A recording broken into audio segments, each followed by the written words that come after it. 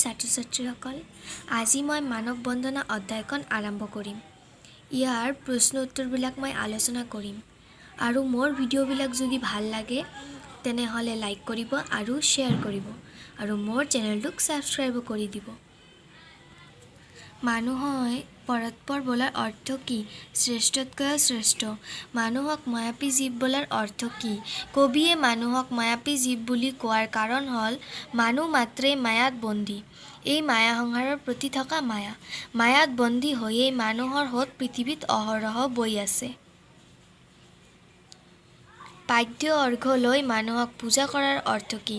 কবিয়ে মানুহকে দেৱতা জ্ঞান কৰি মানুহক সেৱা কৰাৰ কথা কৈছে, কিয়নো মানুহৰ মাজতে তেওঁ দেৱত্ব দেখা পাইছে। মানুহৰ মাজতে তেওঁ সেই শক্তি নিহিত হৈ থকা দেখা পাইছে, যি শক্তিয়ে মানুহক পৃথিৱী স্বৰ্গলৈ ৰূপান্তৰ কৰিব পাৰে।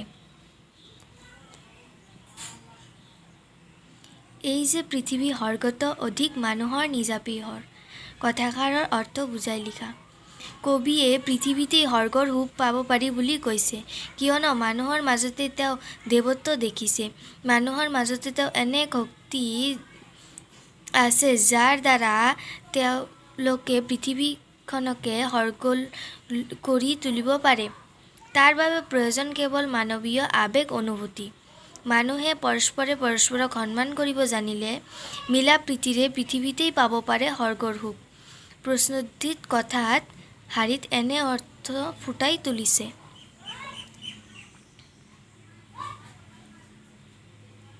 মানুহ, নৰ মানৱ, সংগ, লগ সহযোগী, পৃথিৱী, ধৰা ভুৱন, সোঁত, ধাৰা প্ৰবাহ, স্বৰ্গ, সৰগ সুৰলোক, দেৱ, দেৱতা, ঈশ্বৰ।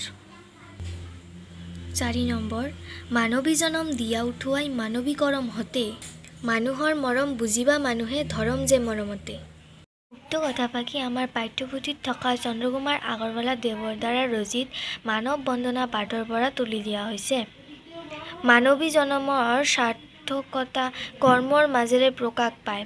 মানুহৰ কৰ্মই নিৰ্ধাৰণ কৰে তেওঁৰ জীৱনৰ ফল।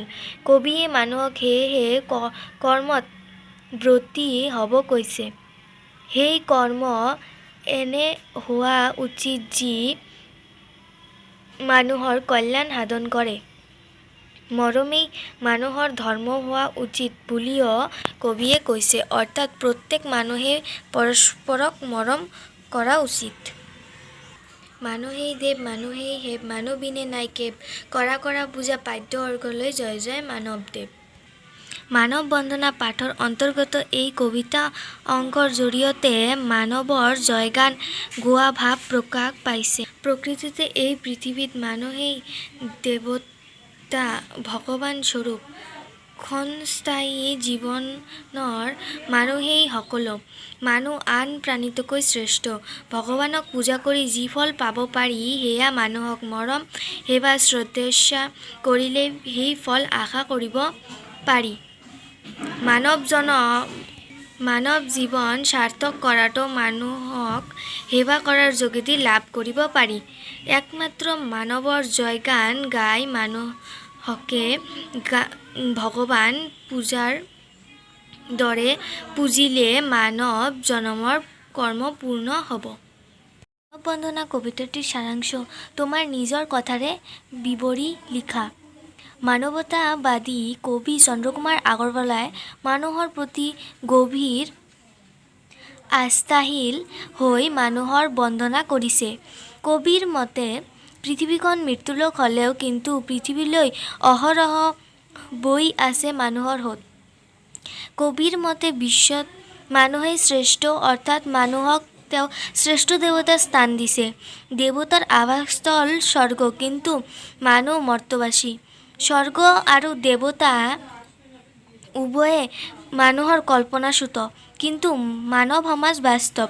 মানুহৰ সুখ দুখ মৰম ব্যথাৰ বিনিময় এই হয় মৰ্ত্য পৃথিৱীখন। মানুহৰ সকলো সুখ শান্তি মৰমতে বিৰাজমান মানুহৰ মাজত কবিয়ে দেৱত্ব বিচাৰি পাইছে। সুখ দুখৰ মাজেৰেই মানুহে পৃথিৱীখন স্বৰ্গলৈ ৰূপান্তৰ কৰিব পাৰে। এনে শক্তি আৰু মহত্ব মানুহতে নিহিত আছে বুলি কবি বিশ্বাস কৰি মানুহৰ জয়গান গাইছে। ইয়াতেই মোৰ মানৱ বন্দনা পাঠটি সম্পূৰ্ণ হ'ল। ইয়াৰ পিছত মই তৃতীয় অধ্যায়খন আৰম্ভ কৰিম।